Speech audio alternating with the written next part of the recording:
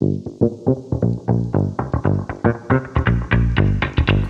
everybody, Scott Zaino from the Scott Zaino Realty Group and Keller Williams Luxury Real Estate coming back at you one more time.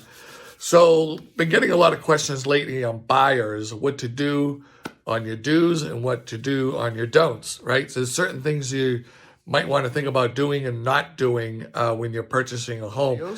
The first tip is to pull your credit. Know what your FICO score is. You have Experian, TransUnion, and Equifax. So those are the three products that you can pull your credit from, and they're all going to probably vary a little bit. But at the end of the day, you're shooting for a credit score of about 620 to 640 and above to qualify for some of these programs. You definitely want to do a pre-approval. If you don't have a lender that you're speaking to, please let us know and we can refer you a lender. But get your pre-approval. And what that's going to do is that's going to tell the seller that you're motivated and that you're qualified to purchase their property. And that will put you more in the driver's seat. So this one's a little tricky. Home inspection. We always recommend that you do a home inspection. However, depending on the property, depends on the market, and if you're in a multiple offer situation.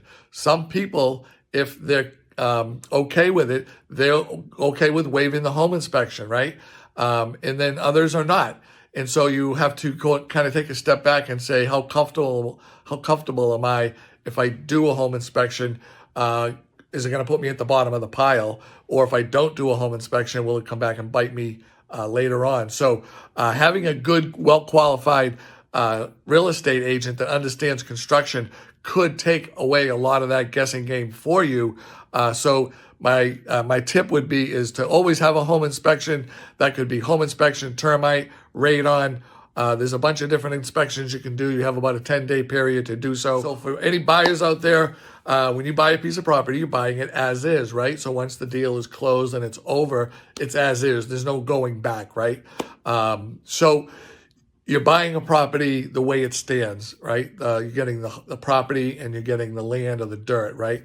So we always try to recommend, if people want to do them, is you can maybe have the seller as a concession throw in a 1-year warranty that would cover the furnace, the water heater, the appliances, the dishwasher, some of the most expensive things in the home. So as a we do recommend that, if you want, you can purchase a extended 1-year home warranty on your home. If that makes you feel better and you can put your head on the pillow and sleep better at night, then by all means, grab a home warranty. American Home Shield is one of the better ones out there that I've seen. Our next tip is to ask for what you want. So when you put your offer in, have your agent ask for the washer, dryer, and refrigerator, even though perhaps it might be excluded. So in the state of Massachusetts, washer, dryer, fridge is considered personal property. The sellers are allowed to take those with them. They should disclose that if they're going to take them with them.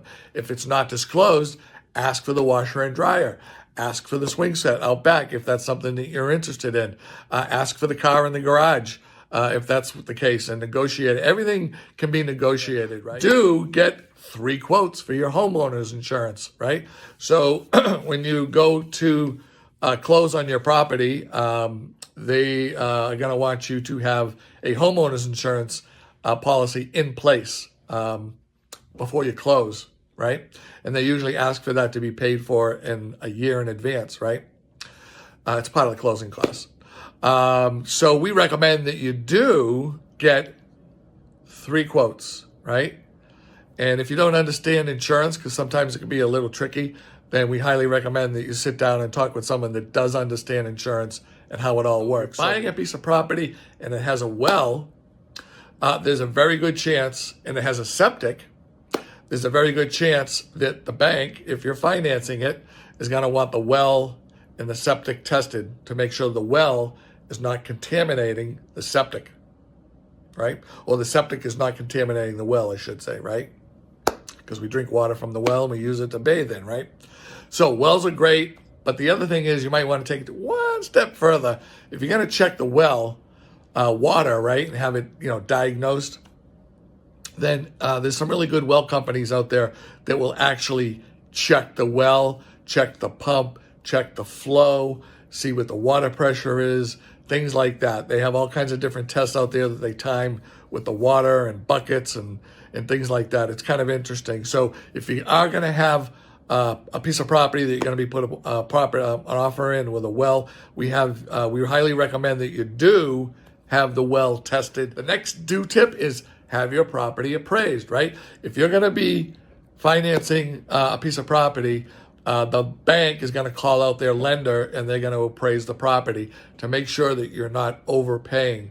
If the appraisal amount comes under, then you have to shift gears a little bit, and either the seller is going to have to reduce the price, the buyer is going to have to come up on the price, or maybe the seller and the buyer will kind of meet in the middle, right? But either way, the bank is going to want to have that property appraised. Now, if you're paying cash for this piece of property, it's probably not a bad idea to have it appraised anyway, even though it's not required because you're paying cash. Just to give you an idea. We'll catch you on the next tip. Thank you so much. Bye-bye.